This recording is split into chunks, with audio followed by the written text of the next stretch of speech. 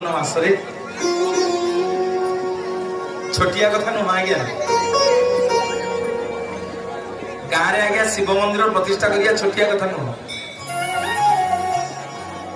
पुणी थे ग्रामवासी की मुंडिया मारुछि आपण समस्त मंदिर प्रतिष्ठा करदे किंतु आज्ञा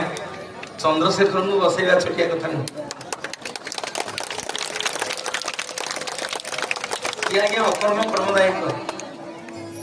रागी गले वर दियंती तोष हो गले वर दियंती जदि रागी जीवे वर देदेवे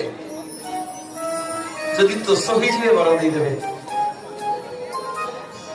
मोर बापा माने माँ माने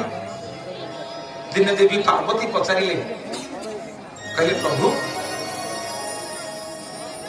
ये तीन भुवन रे जेते नारी अछंती समस्त मुझे हूँ सुंदरी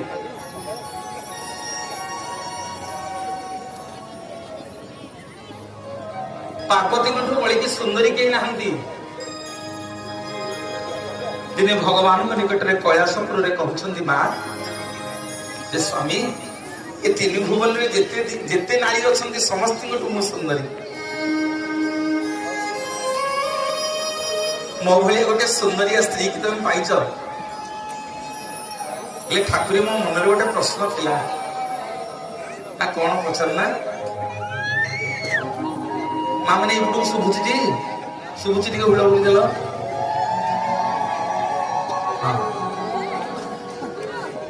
आगे भाई मैंने हरि बोल देल चंद्रशेखर महादेव की मोर बापा माने माँ माने देवी पार्वती पचार स्वामी मो भाई गोटे सुंदरिया स्त्री पाइच दिहमन जाक कौन मशाणी पांचरा को बड़ी हो भाई मैंने बुझी बुझी नहीं पार्वती पचारे कहले स्वामी मो भाई गोटे सुंदरिया स्त्री पाइच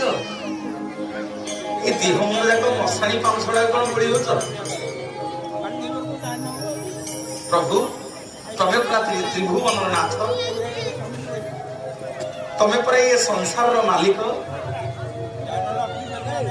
ये समग्र संसार को तुम्हें सृष्टि कला वाला संहार कला